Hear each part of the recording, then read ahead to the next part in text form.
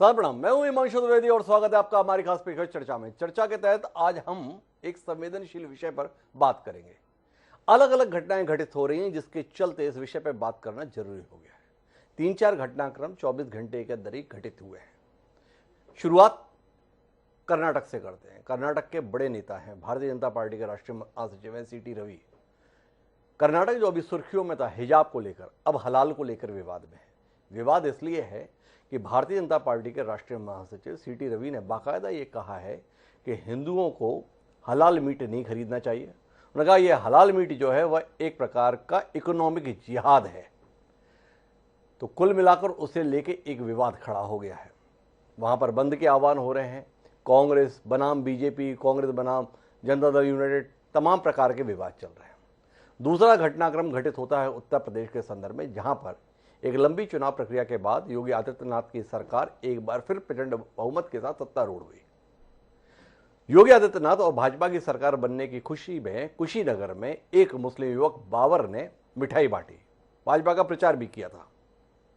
आरोप है कि कुछ लोगों को भाजपा का प्रचार करना और मिठाई बांटना रास नहीं आया और उस बाबर की हत्या कर दी गई। भाजपा की सरकार क्या बनी, बाबर जिंदा रहने लायक नहीं समझा गया। सवाल है कि क्या एक मुसलमान का भाजपा का समर्थन किया जाना इस कदर नागवार गुजर रहा है। तीसरा घटनाक्रम रीवा के संदर्भ में, मध्य प्रदेश के संदर्भ में, जहां पर एक कव्वाली का आयोजन था। कव्वाल साहब बैठे हुए थे, सामने भाजपा के विधायक भी बैठे थे। कव्वाल साहब अचानक शुरू हुए कि ये नरेंद्र मोदी क्या है, ये अमित शाह क्या है, अपने आप को क्या समझते हैं। अगर गरीब नवाज की निगाह हो जाए तो हिंदुस्तान का नामो निशान ही नहीं रहेगा। एक देश के वजूद को ही खारिज कर देने की बात कही जा रही है। चौथा घटनाक्रम बिहार के संदर्भ में है, जहां पर केंद्रीय मंत्री हैं गिरिराज सिंह जी, उनका पुतला जलाया गया। वह उस पुतले जलाए जाने की घटना के साथ में हिंदू मुस्लिम को देख रहे हैं, खुलेआम पर कह रहे हैं कि बिहार और तमाम जगहों पर हिंदुओं के साथ अत्याचार हो रहा है। एक वर्ग विशेष को खुश करने की कोशिश हो रही है और जब तक हिंदुओं पर अत्याचार होगा, जुल्म होगा, मैं उनके न्याय के लिए लड़ूंगा। तो सवाल इस बात का है, देश में स्पष्ट बहुमत की सरकार, इसके बावजूद भी हिंदुओं पर अत्याचार, ऐसा उसी सरकार के केंद्रीय मंत्री कह रहे हैं। तो कुल मिलाकर बात मर्म की यह है कि आज़ादी के 75 साल पूरे होने का अमृत महोत्सव मनाए जाने की बातें कही जा रही हैं और उन सब के बीच में जो द्वंद्व 1947 में था, हिंदू मुस्लिम दंगों के रूप में सामने आया था, वह द्वंद्व आज भी हमारे बीच में उतने ही खौफनाक तरीके से, उतने ही खतरनाक तरीके से मौजूद है। तो यही हमारा विषय है कि ये कैसी सियासी धारा, दांव पर भाईचारा।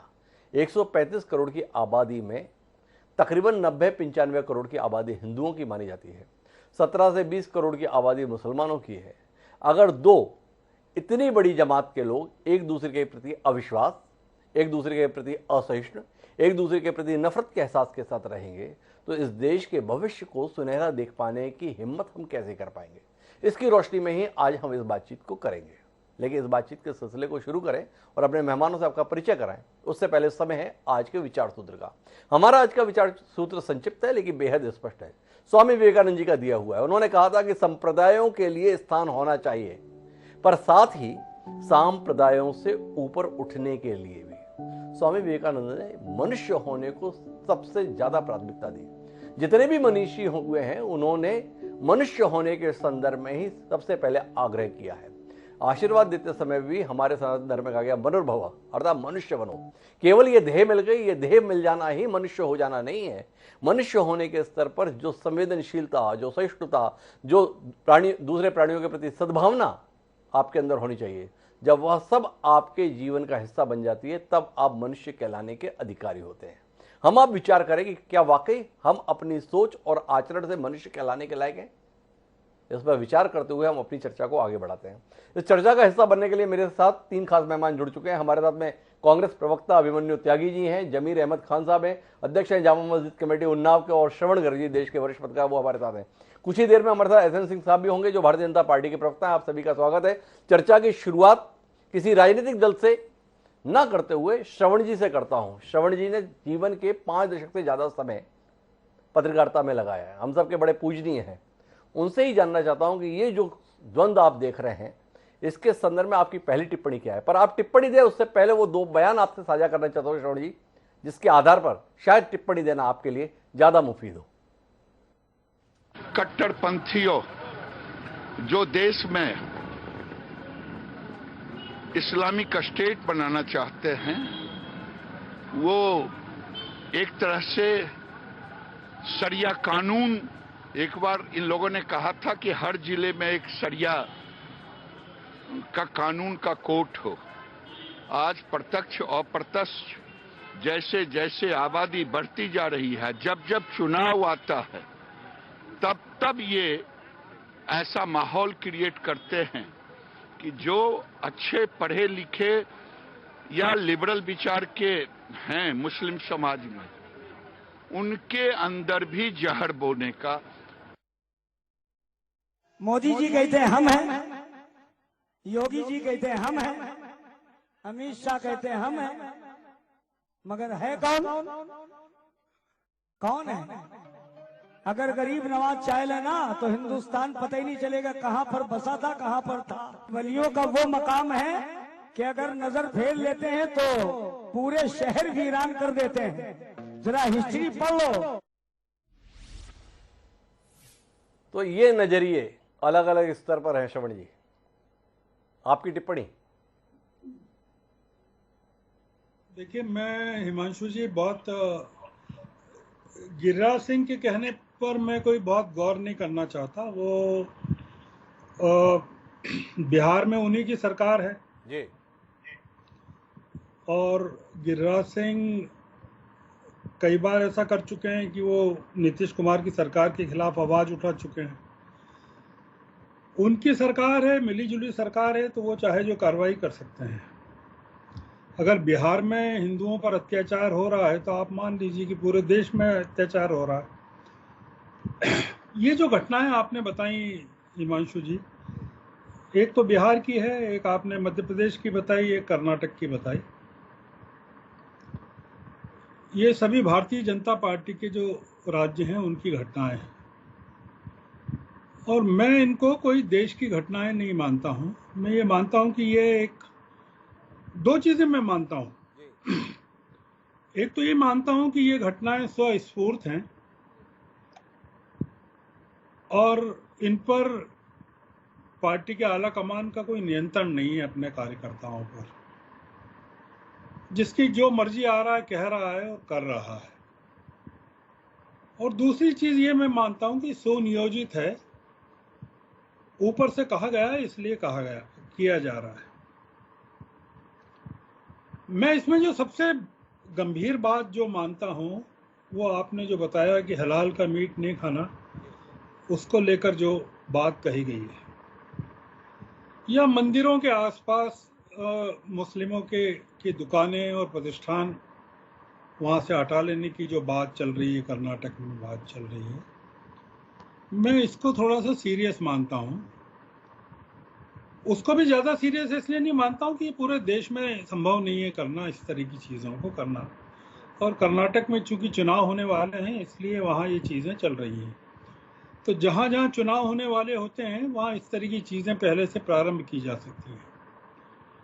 तो इसलिए मैं इसको एक चुनावी स्टंट मानता हूं और ज्यादा कुछ नहीं मानता। पर मैं ये मानता हूं कि आप अल्टीमेटली कर क्या रहे हैं।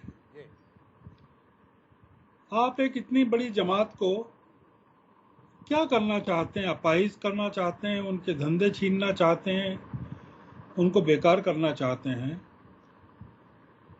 तो ये अंत में क्या होगा? अगर इतने लोग बेरोजगार हो जाएंगे, उनके धंधे चौपट हो जाएंगे, या उनके भूखे मरने की नौबत आ जाएगी, तो वो अंतिम रूप से भार तो आप पर ही बनने वाले हैं, इस देश पर बनने वाले हैं। तो आप लोगों को लंगड़ा करके उनसे दौड़ने का नहीं कह सकते। और ये जो चल रहा है मैं इसको मानता हूं बहुत, ये जो एक पहले एक फिल्म, उसके बाद ये जो चल रहा है हिजाब जो चला, फिर फिल्म चली, फिर ये मीट को लेकर, जो मंदिर के आसपास की दुकानों को लेकर, हलाल और झटके के मीट को लेकर जो विवाद किया जा रहा है। आपने ये भी देखा होगा कि कर्नाटक में दो विधायकों ने, दो बीजेपी के सीनियर लोगों ने जो किया जा रहा है उसको लेकर प्रतिरोध किया है, विरोध किया उसका, कहा है कि ये ठीक बात नहीं है। पर अगर ये चल रहा है कोई केंद्रीय नेतृत्व की कोई नीति के अंतर्गत चल रहा है, तो ये दुर्भाग्यपूर्ण इसलिए है कि उसका अंतिम परिणाम तो जो सरकारें केंद्र में रहेंगी या राज्यों में रहेगी उनको ही भुगतना है। और अगर ये स्वस्फूर्त है, लोग कर रहे हैं अपने स्तर पर, विधायक कर रहे हैं, सांसद कर रहे हैं, तो फिर ये मानना चाहिए कि केंद्रीय नेतृत्व का कोई नियंत्रण नहीं है अपनी पार्टी के लोगों पर और उनके संगठनों पर नियंत्रण नहीं है। इसमें सबसे ज्यादा दुर्भाग्यपूर्ण तो ये है कि जो विपक्षी दल हैं, बिहार में भी जो विपक्षी दल है, तेजस्वी की पार्टी है, कांग्रेस है या नीतीश कुमार की खुद की पार्टी है, वो चुपचाप मौन दर्शकों की तरह खड़े हुए हैं। और वैसा ही कर्नाटक का हाल है, वैसा ही मध्य प्रदेश का है कि अगर मध्य प्रदेश में रीवा में कुछ हो रहा है और कांग्रेस चुप बैठी है, अजय सिंह वहां के नेता हैं, वो अगर चुप बैठे हैं, कमलनाथ चुप बैठे हैं, तो हम क्या करें? मतलब जनता को क्या करना चाहिए? मतलब ऐसी स्थिति में हम लोग बहस किस चीज पर कर सकते हैं? कर रहे श्रवण जी, लेकिन मैं एक विषय पर और टिप्पणी चाहता हूं। आपने इन 3 घटनाओं को उल्लेख किया, मैंने एक चौथी घटना भी उल्लेखित की थी, वो थी उत्तर प्रदेश के संदर्भ में। मुस्लिम समुदाय से ताल्लुक रखने वाले बाबर को इसलिए मार दिया गया क्योंकि उसने भाजपा की सरकार बनने पर मिठाई बांटी थी। खबर आपने भी पढ़ी होगी। भाजपा की जीत इतनी असहनीय हो रही है कि जो इसकी खुशी में मिठाई बांटे उसे जिंदा रहने का भी हक नहीं। इस बार कोई टिप्पणी आपकी? मैं आपको एक चीज बताता हूँ। इंदौर में एक किराएदार है, मुस्लिम किराएदार, उसने अपने मुस्लिम मकान मालिक के खिलाफ शिकायत की है कलेक्टर के सामने कि मैं चूंकि प्रधानमंत्री मोदी का फोटो लगाना चाहता था, मेरे मकान मालिक ने मुझे मना कर दिया और मुझे कह रहा है मकान खाली कर दो। मैं ये जो बाबर वाला मामला है, इसको बहुत ज्यादा इम्पोर्टेंट इसलिए नहीं मान रहा हूं कि ये लोकल भी हो सकता है और ये भी हो सकता है कि आप भारतीय जनता पार्टी को या मोदी को मोनोपोलाइज करना चाहते हैं, और अगर कोई मुसलमान या अल्पसंख्यक डर के मारे अपना सम्मान भी व्यक्त करना चाहता है, तो आप उसको भी एक कॉन्स्पिरेसी के तौर पर करार देते हैं। मतलब आप उनको जो पोलराइजेशन है वो इस तरह का करना चाहते हैं कि नहीं, आपको नरेंद्र मोदी या भारतीय जनता पार्टी से आपका कोई लेना देना नहीं है। तो जो भारतीय जनता पार्टी में कुछ लोग हैं, शाहनवाज हैं या मुख्तार अब्बास नकवी हैं, हालांकि ये नाम मात्र के लोग हैं, ये कोई इनका कोई वजूद तो है नहीं उस तरह से, पर फिर इनका क्यों बने रहना चाहिए भारतीय जनता पार्टी में? इनको प्रधानमंत्री की तारीफ क्यों करना चाहिए? इन लोगों को क्या अधिकार बनता है? अगर बाबर को नहीं है तो इन लोगों को कैसे है? इन लोगों को कैसे? श्रवण जी ने काफी विस्तार से बात कही। मेरे साथ में जमीर अहमद खान साहब है, उनके पास मैं आऊंगा, लेकिन उससे पहले चूंकि श्रवण जी ने टिप्पणी विपक्ष की भूमिका को लेकर की, इसलिए अभिमन्यु त्यागी जी के पास जाना चाहता हूं। और अभिमन्यु जी, जानना चाहता हूं, इस पूरे माहौल में देश का सबसे पुराना राजनीतिक दल एक असमंजस में दिखता है। उसे लगता है मुसलमानों के संदर्भ में बात कर लेंगे तो पहले ही हालत खराब है और खराब ना हो जाए, इन चीजों को जायज ठहराएं तो भी दिक्कत है। इस असमंजस को लेकर कोई टिप्पणी करेंगे आप? सबसे पहले आपको नमस्कार और पैनल में मौजूद सभी लोगों को नमस्कार। जय हिंद, वंदे मातरम। देखिए क्या है कि जो सत्ता में बैठी हुई पार्टी है वो नैरेटिव बनाती है, और अपने साथ में नैरेटिव बनाने के साथ साथ में नागपुर के जो ये लोग हैं, ये हैदराबाद के ओवैसी साहब को भी रखते हैं, वो भी नैरेटिव बनाते हैं मुस्लिमों की तरफ से। जब एक नैरेटिव बनाया जाएगा, धीरे धीरे उसको पसंद करने वाले लोग भी सामने आएंगे, वो नफरत का काम करेंगे। एक विचारधारा कांग्रेस पार्टी की है जो देश को जोड़ने की बात करती है, एक विचारधारा है जो देश को तोड़ने की बात करती है। अगर किसी को हलाल मीट खाना है तो वो हलाल खाएगा, किसी को झटके का खाना है तो वो खाता है शाकाहारी भोजन तो वो शाकाहारी खाएंगे। हम बात कहना चाहते हैं भाईचारे की। जब देश में संविधान लागू है और किसी का पर्सनल कानून है नहीं है देश में, और उस देश के कानून के हिसाब से जब कोई चल रहा है तो किसी को क्यों चिंता हो रही है, क्या दिक्कत हो रही है? उस पे अगर सचमुच में इन्हें दिक्कत आ रही है तो उस पे कानून बना दें ये लोग कि किसको क्या खाना है, क्या पीना है, कैसे सोना है, कैसे रहना है, कैसे कपड़े पहनने हैं। लेकिन ये लोग विवाद इसलिए करते हैं जिससे कि बहुत सस्ती लोकप्रियता इनको हासिल हो जाए, हाईलाइट में आ जाए इनका मामला, क्योंकि विकास ये लोग कर नहीं पा रहे। जिस तरह से आप देखिए, आपने बात करी कि वो मुस्लिम नौजवान का और साथ में दर्द का आपने जो बात कही वो बिल्कुल सत्यता वाली बात हो सकती है कि उसमें असली कहानी क्या हो। लेकिन जो कहानी देखने को मिलती है वो ये है कि आप जबरदस्ती की जय श्री राम बोलो। हम तो खुद हिंदू हैं, भाजपा में नहीं है तो आमना सामना होता है चुनावी रैलियों में तो जोर जोर से चिल्लाते जय श्री राम जय श्री राम, जबकि हमारा अभिवादन का तरीका है राम राम जी। गाँव में, हम गाँव से हैं, गाँव की जिस समाज में हम रहते हैं वहाँ अभिवादन होता है राम राम जी कह के। तो ये नैरेटिव ये खुद भाजपा बनाती है, सत्ता पक्ष के लोग ये खुद बनाते हैं नैरेटिव। पर सवाल इस बात का अभिमन्यु जी कि वह नैरेटिव बनाते हैं पर देश का सबसे पुराना राजनीतिक दल उस नैरेटिव को रोकने के लिए क्या कुछ कर पाता है? या आपने हथियार डाल दिए हैं कि इनके आगे हमारी टिकने की हैसियत ही नहीं है, हम इनके अनुसार ही चलेंगे क्योंकि हमारी इनसे लड़ने की अब हैसियत बची नहीं है? नहीं है, बात यह है कि बात को समझने की और समझाने की जी। हम अपनी बात जिस तरह से समझा रहे हैं वो नहीं आ पा रही समझ में बात। क्या हिंदू मुसलमान भारत पाकिस्तान से, क्या मंदिर मस्जिद से किसी को रोटी मिल सकती है जी? क्या किसी के बच्चों को रोजगार मिल सकता है इन मुद्दों से?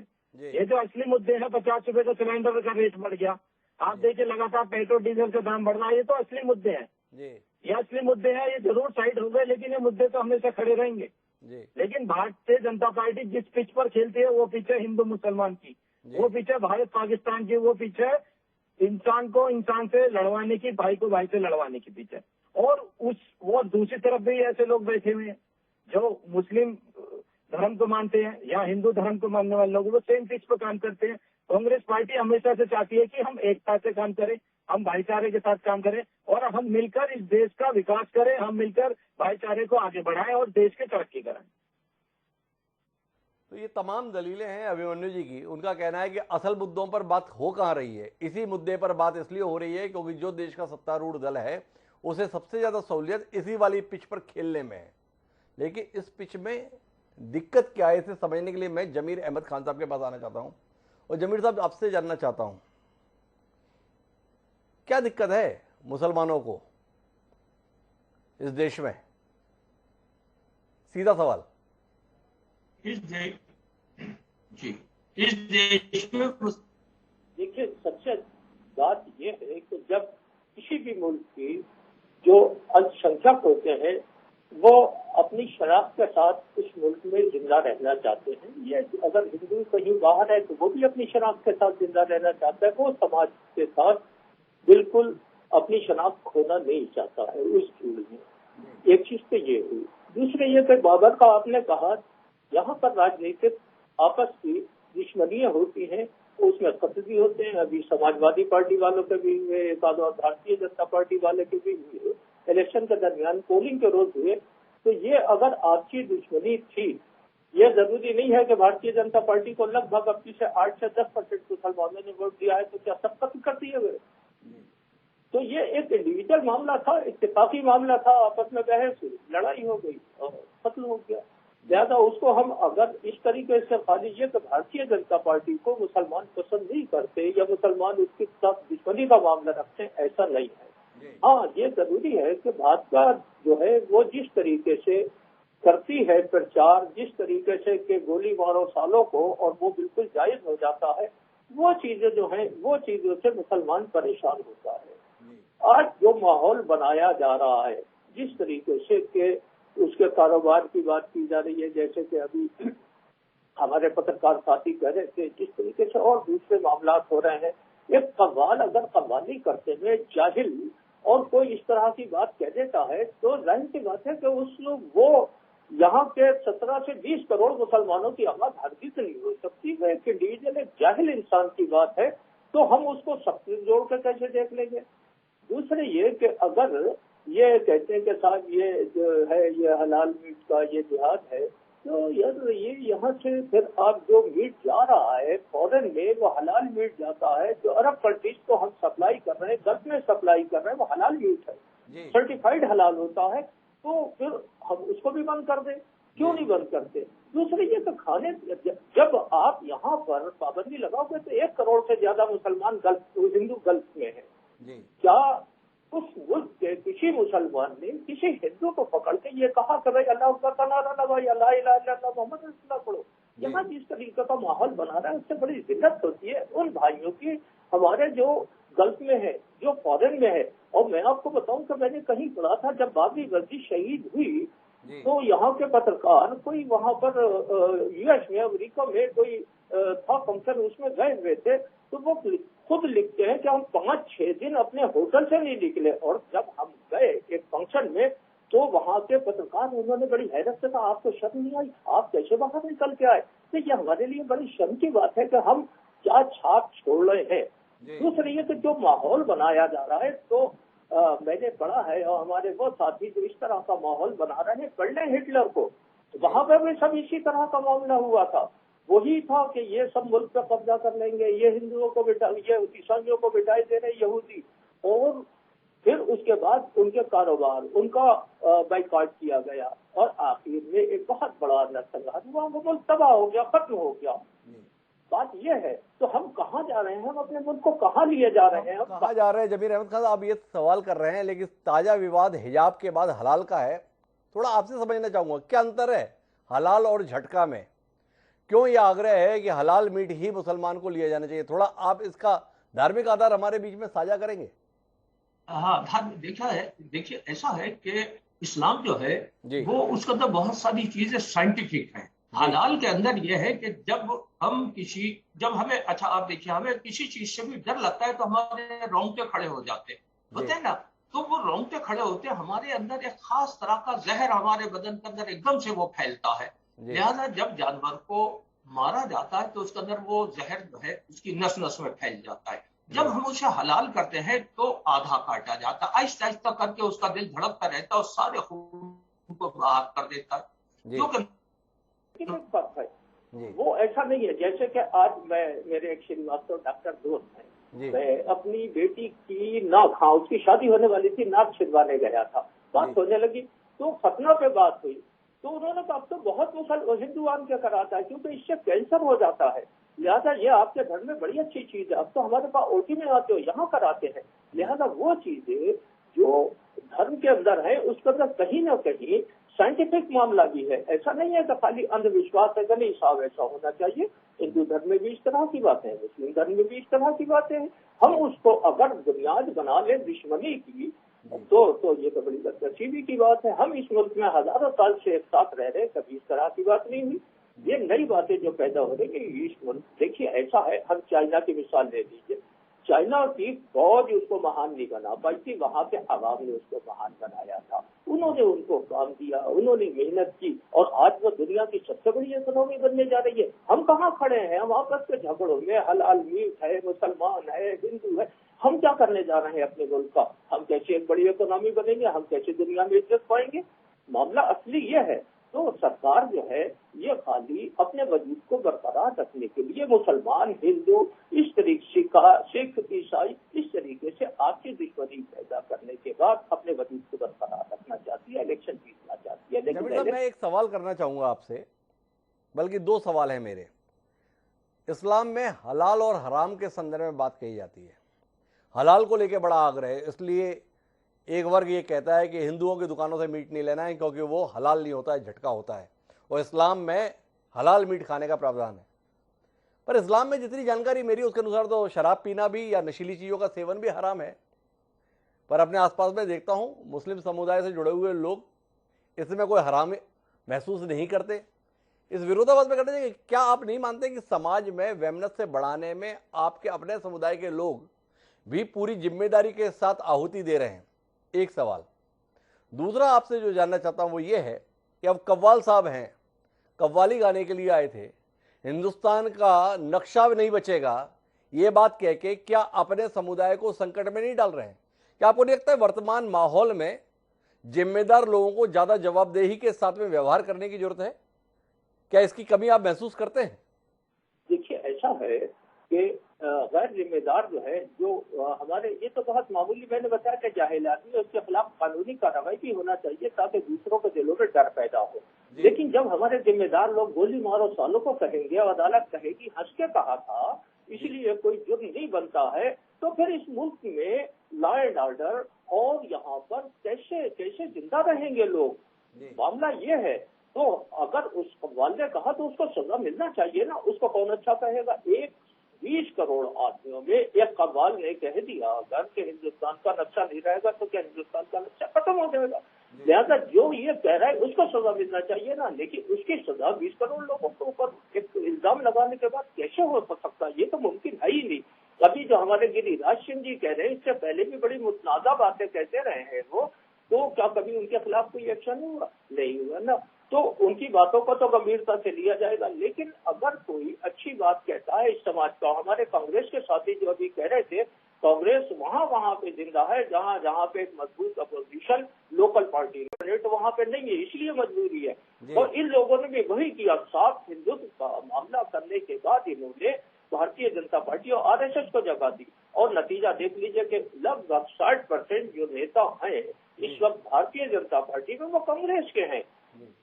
कांग्रेस इसलिए खत्म हुई कि इसने लोगों के दरमियान अपना विश्वास खो दिया, और ये बराबर खत्म होती रहेगी, क्योंकि इनके अंदर कोई इच्छा शक्ति बाकी नहीं बची है। इनके अंदर कोई इच्छा शक्ति बाकी नहीं बची है। मेरे साथ में एसएन सिंह साहब मौजूद है, भारतीय जनता पार्टी के जिम्मेदार प्रवक्ता है, उस भारतीय जनता पार्टी के जिसकी तमाम राज्यों में सरकार है, देश में मजबूत सरकार है। इसके बाद भी उसी सरकार के केंद्रीय मंत्री गिरिराज सिंह साहब बता रहे हैं कि हिंदुओं पर जुल्म हो रहा है। आप है फिर भी जुल्म हो रहा है। दूसरा आपसे जानना चाहता हूं कि सीटी रवि साहब, आपकी पार्टी के जिम्मेदार राष्ट्रीय महासचिव, हिजाब से झुलसा हुआ कर्नाटक अभी उभरा नहीं कि आपने हलाल को लेकर अब झुलसाने की नई कोशिश चालू कर दी। चाह क्या रहे हैं देश में आप करना, ये थोड़ा समझना चाहता हूं। थोड़ा रोशनी देंगे सिंह साहब कि कुल मिलाकर 135-140 करोड़ की आबादी वाले भारत में आखिर करने क्या जा रहे हैं हम? देखिए हिमांशु जी, हम पूरे भारत को एक समझे या अलग अलग राज्यों को अलग अलग हिसाब से समझे? बाकी सारी पार्टियां अलग अलग राज्यों को अलग अलग मान के चल रही हैं। भारतीय जनता पार्टी पूरे भारतवर्ष को एक मान के चलती है। हिमांशु जी देखिए, पश्चिम बंगाल में जिस तरह की क्रूरता निष्ठुरता हो रही है, वहाँ की सरकार क्या, वहाँ के नागरिकों की जिम्मेदारी वहाँ के सरकार की नहीं है। वो उनके नागरिक पहले हैं भारतीय जनता पार्टी के, और हिमांशु जी के एसएन सिंह के बाद में, क्योंकि वो पश्चिम बंगाल में रहते हैं। जो भी जिन प्रदेशों में इस तरह की घटना हो रही है, निश्चित तौर पे वहाँ की सरकारों को ऐसी कार्रवाई करनी चाहिए कि वो 100% के लिए काम करें। मत और मजहब, देखिए मत हम किसी को भी दे सकते हैं, ये हमारा विशेषाधिकार है। जिसके विचार हमको अच्छे लगे, जिस विचारधारा को हम आत्मसात करेंगे, निश्चित तौर पे मत उसको देंगे। लेकिन उस मत के नाते अगर आज उत्तर प्रदेश के कुशीनगर में भी इस नाते हत्या हो जाती है कि आप भला पार्टी को मत दे दिए, यह तो मत है, यही तो मताधिकार है। अगर हम करते हैं तो मुझे नहीं लगता है कि इसमें मजहबी उन्माद फैल रहा है और एक खास मजहब के लोग उसकी हत्या कर रहे हैं। जब ऐसी चीजें होंगी मासी जी, तो निश्चित तौर पे ये कहा जाएगा कि कुछ पार्टियों के द्वारा जो आज ये बोया गया है, आज वही हम लोग काट रहे हैं। जो एक लंबा जहर बोया गया है, जो पराश्रय दिया गया है, उसी का नतीजा हिमांशु जी आज हो रहा है कि आज हिंदुओं की हत्या। उत्तर प्रदेश में भी चुनाव हुआ, किसी की सरकार बनी और कोई हारा, लेकिन उस तरह की घटना नहीं हुई जिस तरह पश्चिम बंगाल में चुनाव समाप्त होते ही 500 घर जला दिए गए, 19 लोगों की निर्मम हत्या हो गई। हिमांशु जी ऐसा रहेगा तो निश्चित तौर पे कोई न कोई सवाल उठाएगा, और उठाना भी चाहिए। सवाल उठाना चाहिए। लेकिन सिंह साहब, मैं आपने जिस घटना का जिक्र किया उसी को लेकर सवाल करना चाहता हूं। आपको कोई शर्मिंदगी है इस बात को लेकर कि अल्पसंख्यक समुदाय से जुड़े हुए, मुस्लिम समुदाय से जुड़े हुए बाबर ने साहस किया भारतीय जनता पार्टी के लिए प्रचार करने का?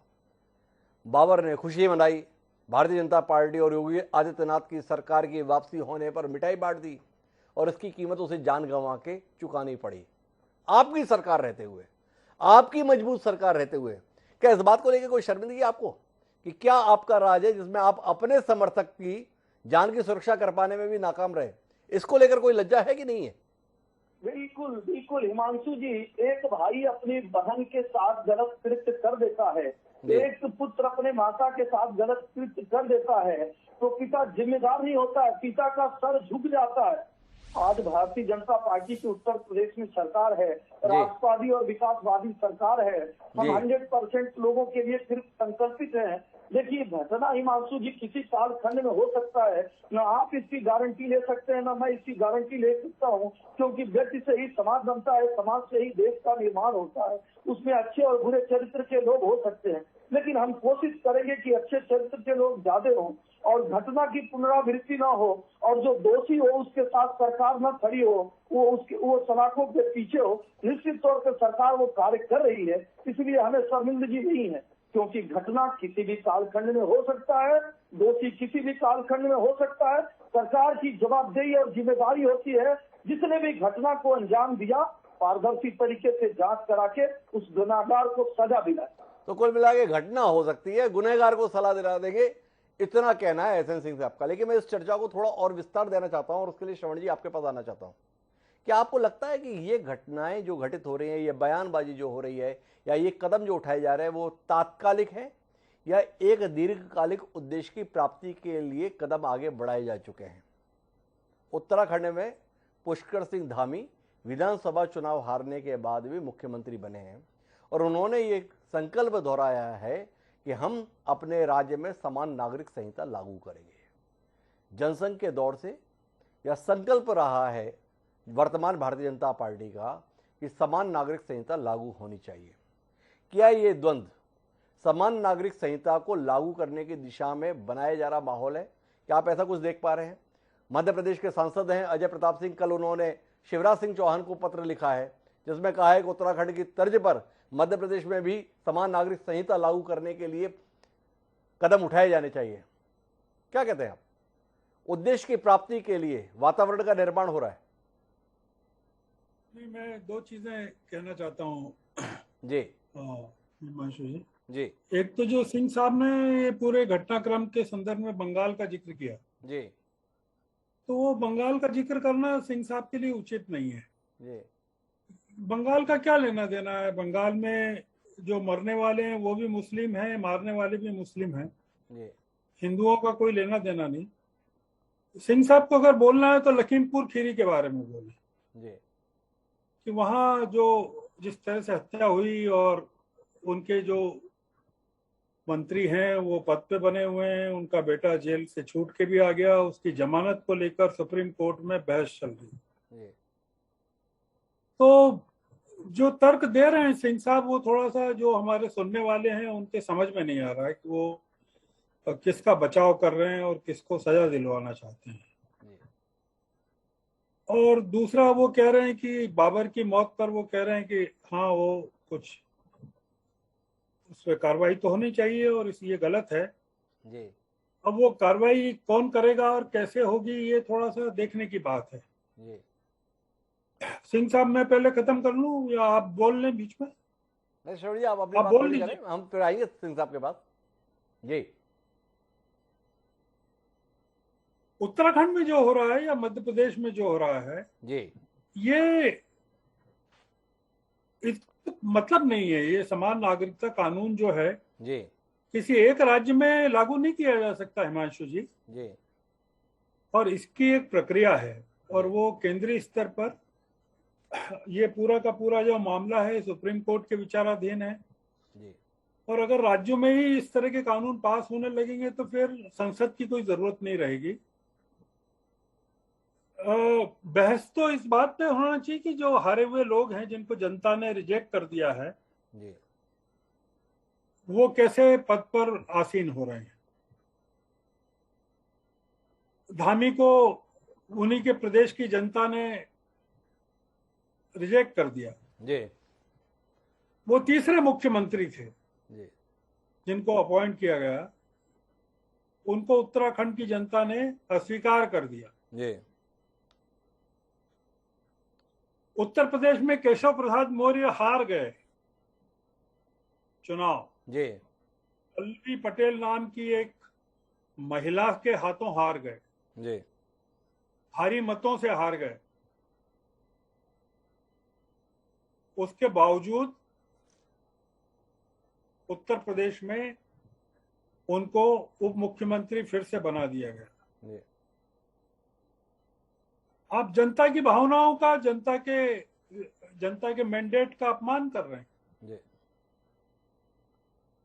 मैं ये बात आपको इस संदर्भ में कह रहा हूं कि समान नागरिकता कानून, दूसरा ये कि समान नागरिकता कानून अगर अभी आता है, अगर धामी जी ले आते हैं जी। उत्तराखंड में, एक तो उत्तराखंड में कोई मुसलमानों की संख्या बहुत ज्यादा नहीं है जी। और दूसरा ये कि अब मुसलमान किसी चीज का विरोध नहीं करेंगे। वो अगर धामी जी या मध्य प्रदेश में कोई नेता, जैसे कर्नाटक में हिजाब का मुद्दा चला स्कूलों में जी। तो मध्य प्रदेश के शिक्षा मंत्री ने कहा कि हम मध्य प्रदेश में भी लागू करेंगे। जी। उन्होंने सुबह घोषणा की और शाम को उनको डांट पड़ गई कि आपने क्या बात कही, और उन्होंने खंडन कर दिया कि नहीं, हम ऐसा कुछ नहीं करने वाले। जी। तो ये मध्य प्रदेश में कहा होगा। आप अभी देखते जाइए भारतीय जनता पार्टी में इस समय क्या है कि अराजकता मची हुई है। जी।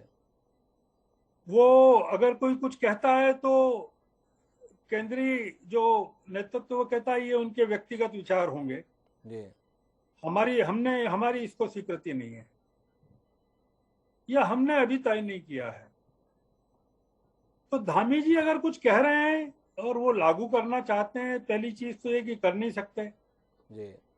अगर करना चाहते हैं और कर सकते हैं तो उनको जरूर करना चाहिए। अगर वो ये सोचते हैं कि मुसलमान विरोध करेंगे, मुस्लिम पर्सनल लॉ बोर्ड ने समर्थन किया है, मुस्लिम पर्सनल लॉ बोर्ड ने इस पर रिएक्शन दिए धामी जी के उस पर कि मुसलमानों को कुछ नहीं बोलना है। जी। असल में मुद्दा यह है कि ये लोग मुसलमानों को भड़काना चाहते हैं और देश के हिंदुओं को भी भड़काना चाहते हैं मुसलमानों के खिलाफ। जी। तो न तो हिंदू भड़क रहे हैं, न मुसलमान रिएक्ट कर रहे हैं। अब इनका जो इरादा है पोलराइजेशन का और एक तरह का तनाव पैदा करने का, वो पूरा का पूरा असफल सिद्ध हो रहा है।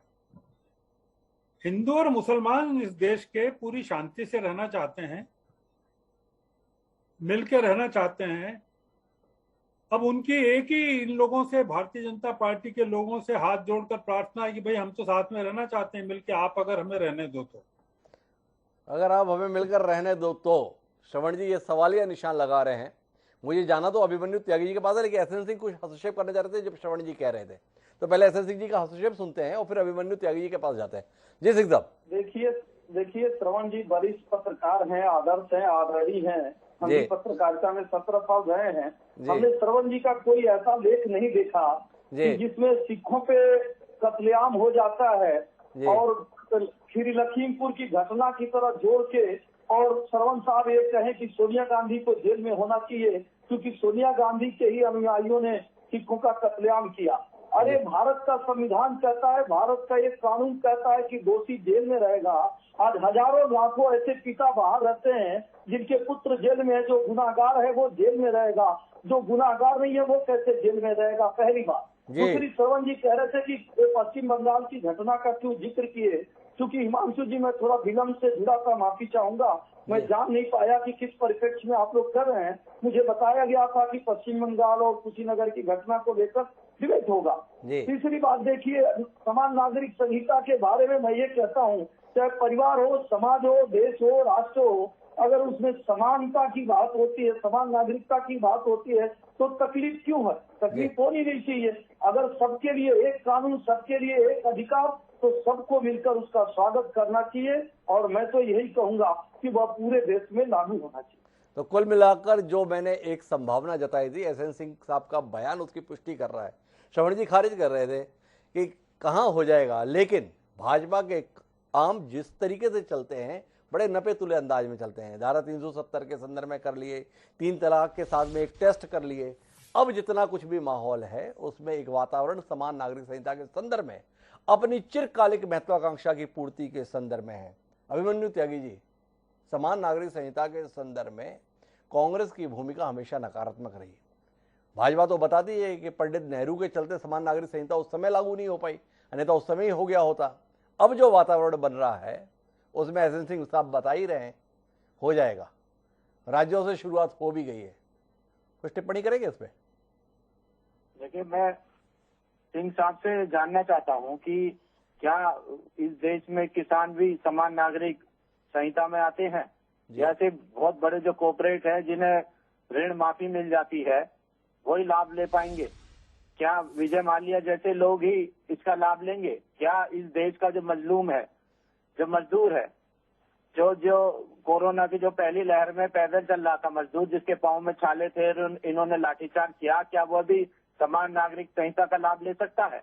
तो इसके बारे में तो सिंह साहब ही थोड़ा व्यापक तौर पर बता पाएंगे। जहां तक उत्तराखंड में समान नागरिक संहिता की बात चल रही है, तो ये तो सब स्टंटबाजी है, ये सब लोग जान रहे हैं। 8 साल इनकी सरकार को केंद्र में हो गया है समय, और ये कुछ करना चाहते हैं तो केंद्र में करें, ये क्यों नहीं आते मैदान में खुलकर? ये दरअसल क्या है कि ये शोषेबाजी का काम करते हैं, काम इन्हें करना नहीं है। महंगाई बढ़ रही है, रोजगार का आलम क्या है कि आप देखिए, फौज में 3 साल से भर्ती नहीं हुई है जी, लेकिन इन पर कुछ फर्क नहीं पड़ेगा। किसान परेशान है, गन्ने का पेमेंट नहीं हो रहा है। 3 साल से आप देखिए किस तरह से महंगाई बढ़ रही है, लगातार 3 साल का आंकड़ा उठा के देखेंगे तो दुगने तिगने पे सिलेंडर हो गया है, पेट्रोल डीजल का दाम हो गया है, राशन महंगा हो गया, नमक की थैली महंगी हो गई, 100 रुपए का सरसों का तेल 200 का हो गया। लेकिन ये बात करेंगे समान नागरिक संहिता की बात करेंगे, ये हलाल की बात करेंगे, ये हिजाब की बात करेंगे, क्योंकि ये मुद्दों से भटकाना चाहते हैं देशवासियों को। अगर सचमुच में इन्हें दिक्कत है तो उस पर कानून बना दे, लेकिन ये कानून नहीं बनाएंगे क्योंकि काम इनको करना नहीं है। शोषेबाजी की बात पर त्यागी जी आपसे एक बात पूछना चाहूंगा, आप कह रहे हैं कि बात इस पे होनी चाहिए, गन्ने का भुगतान नहीं हो रहा, महंगाई बहुत बढ़ रही है, पेट्रोल डीजल के दाम बढ़ रहे हैं, पर ये लोग तो बात करते हैं हिजाब की, ये लोग बात करते हैं समान नागरिक संहिता की, ये लोग बात करते हैं धारा 370 की, ये लोग बात करते हैं हिंदू मुसलमान की। लेकिन चुनाव के परिणाम बता रहे हैं कि जो ठीक मुद्दों पर आपके अनुसार बात नहीं कर रहे हैं, जनता का समर्थन इन्हीं को मिल रहा है। समझ का संकट किसको है, इनको या आपको? देखिए, बात यह है कि हम अपनी बात को सही तरह से नहीं समझा पा रहे जी, रणनीति की भी कमी है जी। अगर हम कहते हैं कि लीडरशिप की कमी है तो हम लोगों ने पहले अभी सरकार चलाई है लगातार, दूसरी बार हम लोग बेशक फेल हो गए केंद्र में, लेकिन सरकार चलाने का अनुभव तो कांग्रेस के पास सबसे ज्यादा है। हमारी नीतियों को जिनका ये विरोध करते थे, मनरेगा का, जीएसटी का, एफडीआई का, आधार कार्ड का, आज ये लोग उस पर काम कर रहे हैं, उससे हवाई लूटते हैं आज ये लोग। लेकिन आप ये बताइए, इनके पास कोई 5 नहीं, एक भी कोई ऐसी स्कीम हो कि ये बताएं कि वो सफलता इन्हें हासिल हुई है, अपनी तरफ से कोई भी ऐसी ये योजना लेकर आए हो।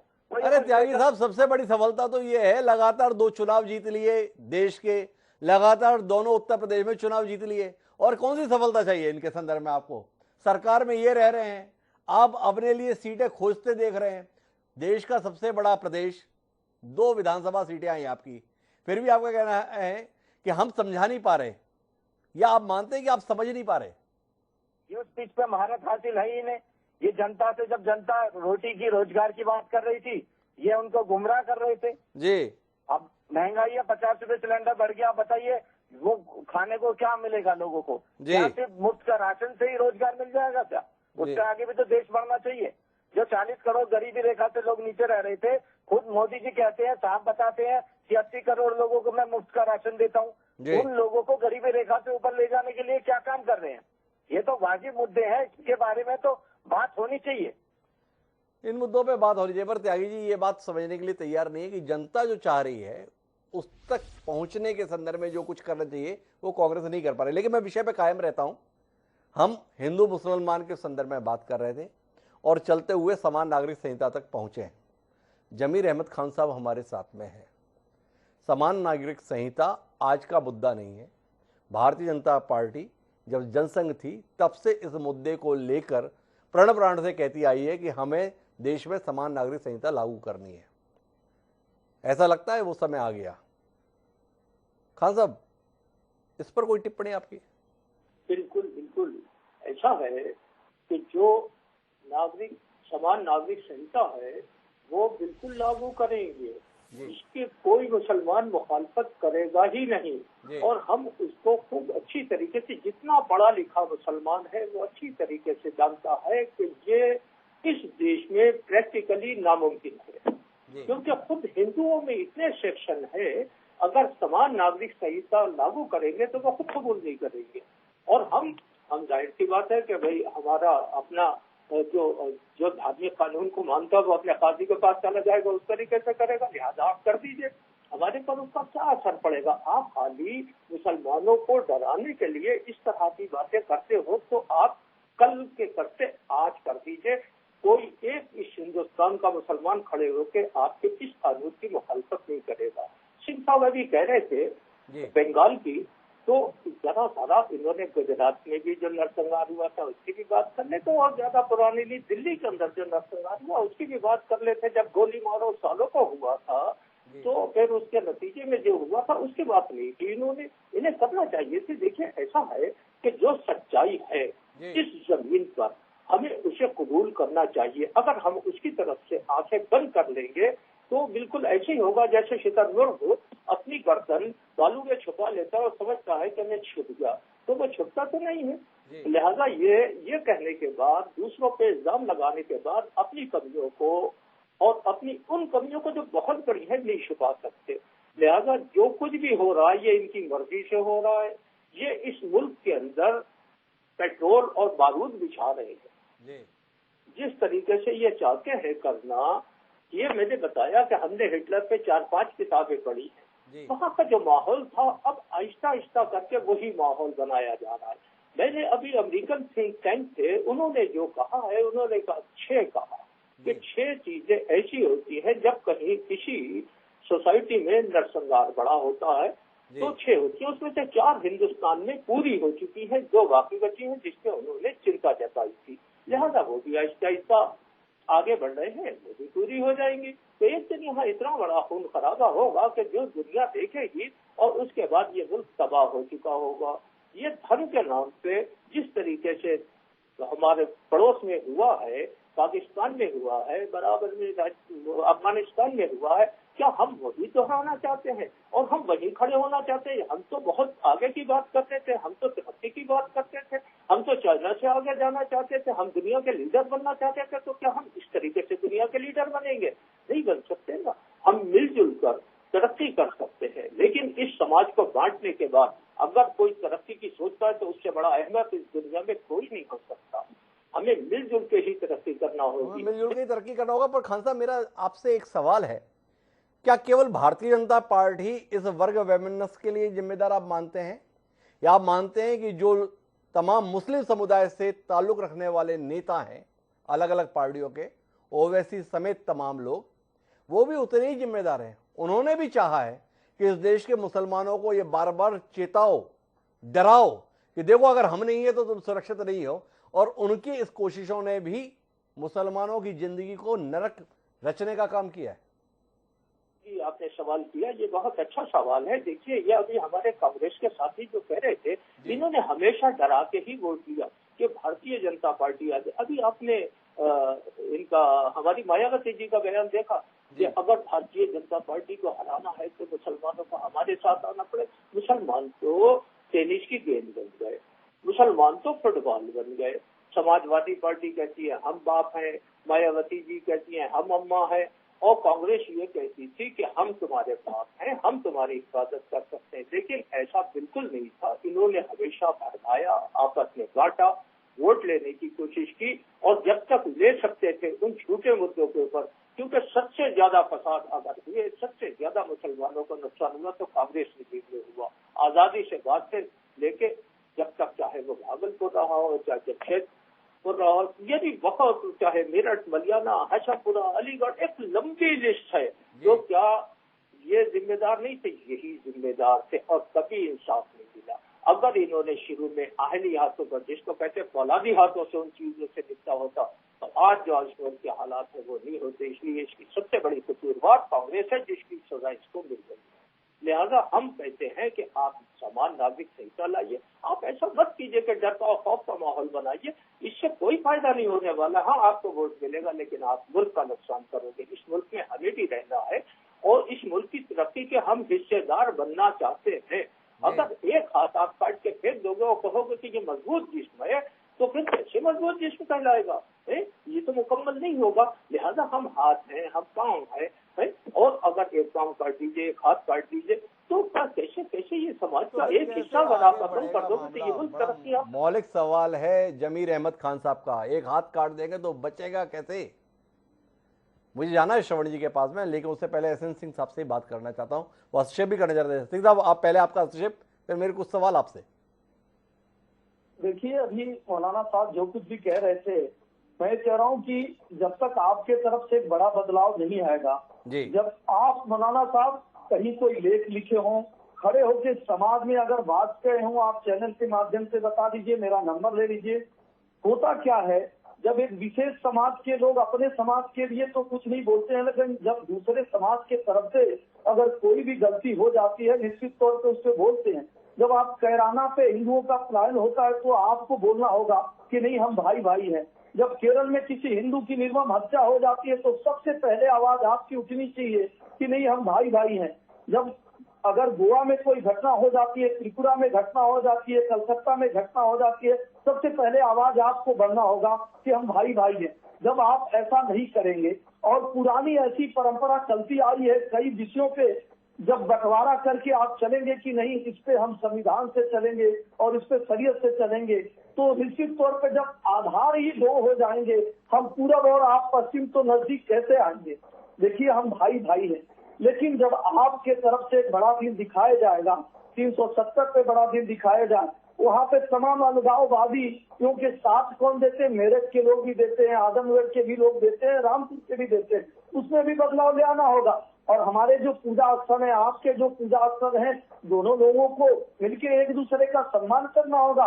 हमारे तीज त्योहार पे आपके तरफ से भी कंकड़ पत्थर न चले और आपके तीज त्योहार पे हमारे तरफ से भी आवाज न उठे। जब इस तरह की चर्चा, इस तरह की वार्ता होगी तब ठीक होगा। लेकिन अगर त्रिपुरा, कलकत्ता, केरल, अगर ऐसे जगहों पे घटना होती है हैदराबाद में, तो एक शब्द भी कोई बोलने के लिए तैयार नहीं होता है। लेकिन अगर आपके धर्म के ऊपर कहीं होता है तो हजारों हिंदू भी बोलते हैं और आप तो बोलते ही बोलते हैं। जब तक इसमें बदलाव नहीं होगा, और सुनिए, फाउंडेशन डे से भारतीय जनता पार्टी का एजेंडा क्लियर है, राष्ट्रवाद, सभी धर्मों की रक्षा करना, सभी संस्कृतियों की रक्षा करना, साथ ही अपनी संस्कृति जो भारत की संस्कृति है, भारतीयता है, राष्ट्रवाद है, उसके साथ खड़े रहना, यही हमारी संस्कृति है, यही हमारी विचारधारा है। काफी अच्छा बोले सिंह साहब, मतलब मन बड़ा द्रवित हो गया। आपने बताया कि दिल बड़ा करना चाहिए, सोच बड़ी करनी चाहिए, आचरण में बड़प्पन दिखना चाहिए। और ये बोला किसने? एसएन सिंह साहब ने। एसएन सिंह साहब कौन है?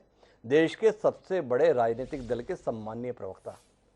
सिंह साहब, 403 सीटें थी उत्तर प्रदेश की विधानसभा चुनाव में।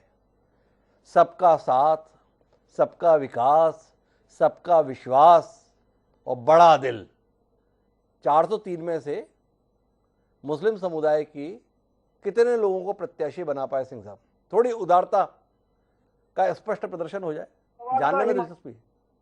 बिल्कुल बिल्कुल, आप समझिए हिमांशु जी, देखिए भारतीय जनता पार्टी की कोई ऐसी नीति, कोई ऐसी योजना बता दीजिए जो किसी धर्म के विरोध में हो, किसी खास जाति के विरोध में हो, किसी खास वर्ग के विरोध में। देखिए राजनीतिक पार्टियां अपने नफा नुकसान से कदम आगे बढ़ाती हैं और जीत का मुकाम हासिल करती है। लेकिन मैं आपके चैनल के माध्यम से और आपसे भी पूछना चाहूंगा, यहाँ जितने बड़े भाई बैठे हैं सब झुकाकर उनसे भी पूछना चाहूंगा, भारतीय जनता पार्टी की कोई नीति बता दीजिए। हमने भय भूख भ्रष्टाचार मिटाकर, जो राशन शासन अनुशासन देकर जो प्रदेश में हमने व्यवस्था कायम किया, उसमें कौन ऐसी जाति है, कौन ऐसा धर्म है जिसको राशन नहीं मिला, जिसको आवास नहीं मिला, जिसको बिजली नहीं मिली, जिसके सड़क के लिए हम रोक दिए।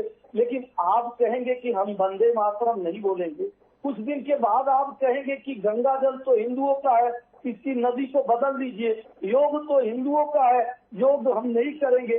इस तरह की चीजों को बंटवारा बंटवारा बंटवारा बंटवारा जब तक ये रहेगा, हम बाएं और दाएं, हम पूरब और आप पश्चिम, तो निश्चित तौर पे खाई दिखेगी। तो विभाजन साफ जाहिर है।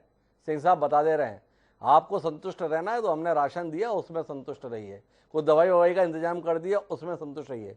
पर आप सत्ता में साझेदारी चाह रहे हैं तो अभी आपका वातावरण, आपका आचरण ऐसा नहीं है जिसमें हम उसमें आपको हिस्सेदारी देते, साफ जाहिर है।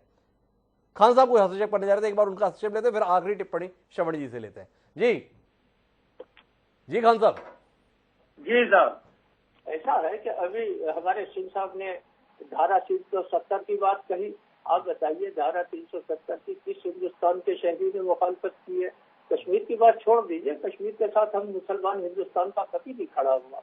कश्मीरी जाने और कश्मीर के लोग जाने, हमें उससे लेना देना नहीं है। जिस तरीके से आप कह रहे हैं सारी जिम्मेदारी सिर्फ मुसलमानों पर डाल रहे हैं, सबका साथ सबका विकास आप बताइए। उत्तराखंड में इलेक्शन हुआ, अभी यूपी में हुआ, क्या किसी मुसलमान को आपने टिकट दिया? नहीं दिया ना, कैसे होगा सबका साथ सबका विकास? मैं बता रहा हूँ कि 8 से 9% मुसलमानों ने वोट दिया। ब्रजेश पाठक जी मेरे छोटे भाई की तरह है और मेरा उतना ही एहतराम करते जितना अपने बड़े भाई का करते होंगे। हमने हमेशा उनको सपोर्ट किया, उनके लिए हमने मीटिंगें लगाई, उनके लिए डाइस से हमने तस्वीरें की। ये मामला नहीं है। आप देखिए, ऐसा है कि जो लोग अच्छे हैं, हम अटल बिहारी वाजपेयी जी का बड़ा एहतराम करते थे, उनकी तस्वीरें सुनने के लिए जाया करते थे। अटल बिहारी जी के लिए पूरे हिंदुस्तान के मुसलमानों के दिलों में साफ करना था और कहते थे कि ये बहुत अच्छे आदमी है, उनका सबसे ताल्लुक है और ये बीच का रास्ता इख्तियार करते हैं। वो जो बात कहते थे, वो जब मोदी जी और गुजरात में जो कुछ हुआ था, उन्होंने क्या कहा था, हम ऐसे लोगों पे, लेकिन जो लोग से दुश्मनी की बात करेंगे, जो बांटने की बात करेंगे, जो औकात बताने की बात करेंगे, तो जाहिर सी बात है कि अगर आप ऐसे में बात बनी रखें और उम्मीद सद्भाव की करें तो बात बनेगी कैसे? सवाल वहीं पर आके खड़ा हो गया। उत्तर के लिए मैं श्रवण जी के पास जाता हूं। संक्षिप्त समय श्रवण जी, लेकिन कुल मिलाकर भाईचारा दांव पर है, समाधान की कोई उम्मीद देख पा रहे हैं? समाधान की बहुत उम्मीद है हिमांशु जी। और मुझे तो मुसलमानों से ज्यादा हिंदुओं पर यकीन है जी। मैं मुसलमानों की बात नहीं कर रहा हूँ, वो तो इतना उनको हाल के सालों में 7-8 सालों में दबा दिया गया है कि वो तो कुछ, उनके सामने तो कोई चारा ही नहीं है। मैंने वो देखा है कि जब शाहबानो का मामला आया था सुप्रीम कोर्ट में, तब मैंने हिंदुस्तान की सड़कों पर मुसलमानों को देखा है जब वो जजों की मौत की मांग कर रहे थे। और उसके बाद मैं आज देख रहा हूं जो 3 तलाक का भी मामला हो गया और 370 भी हो गया। इस देश के मुसलमान ने अपने आप को काफी बदल लिया है। दुर्भाग्यपूर्ण यह है कि जो हिंदू है उसको ज्यादा मिलिटेंट बना दिया गया है, मतलब रिवर्स हो गया है पूरा मामला, जबकि होना नहीं था। वो जैसे बीजेपी के प्रवक्ता कह रहे हैं कि हमने सब धर्मों की रक्षा का दायित्व लिया है। आप क्या रक्षा करेंगे सब धर्मों की? आप तो ये कहिए कि हम सब धर्मों का सम्मान करेंगे। आपको रक्षा करने का जिम्मा किसने दिया है कि आप रक्षा करेंगे? आप कोई रक्षक तो है नहीं हमारे। मैं कैराना गया हूं और कैराना में मैं घरों में जाके मैंने बात की है। वहां इतना एग्जेगरेट किया गया कैराना को, इतना पॉलिटिसाइज किया गया, इतना पोलराइज किया गया चुनाव के लिए। मैं शामली भी गया, कैराना भी गया, सब जगह गया, कोई हकीकत नहीं। जितने लोग छोड़ के गए थे सब पहुंच गए वापस, और वहां इतनी आत्मीयता से रहते हैं। अब दिक्कत क्या है कि भारतीय जनता पार्टी को हर जगह कैराना चाहिए, अब वो कैराना बन नहीं रहा है। केरल में एक मंदिर में एक मुस्लिम महिला जो भारतनाट्यम करना चाहती है मंदिर में, उसका पति हिंदू है, उसको भारतनाट्यम नहीं करने दे रहे हैं आप, जबकि वहां तो लेफ्ट गवर्नमेंट है। तो ये जो चल रहा है ना, वो थोड़ा सा दिल दुखाने वाला है। पर फिर भी जो आपका सवाल है, मैं आपको यकीन दिलाता हूं हिमांशु जी, वो जैसा आप सोच रहे हैं या कहना चाहते हैं या कहलवाना चाहते हैं, मैं नहीं कह रहा हूँ। बहुत हिंदुस्तान में, चाहे कर्नाटक हो जाए या केरला हो जाए या रीवा हो जाए या बाबर हो जाए, ये जो लोग कोशिश कर रहे हैं हिंदू मुस्लिमों को लड़ाने की और दंगे करवाने की और ध्रुवीकरण की, वो अपने काम में बिल्कुल सफल नहीं होंगे। श्रवण जी, इस उम्मीद के साथ में कि नहीं, ये कोशिशें सफल नहीं होंगी, लेकिन महत्वपूर्ण बात जो इस चर्चा के निष्कर्ष की वो ये है, इस बात पर तो सब एक राय है कि हाँ ऐसी कोशिशें हैं।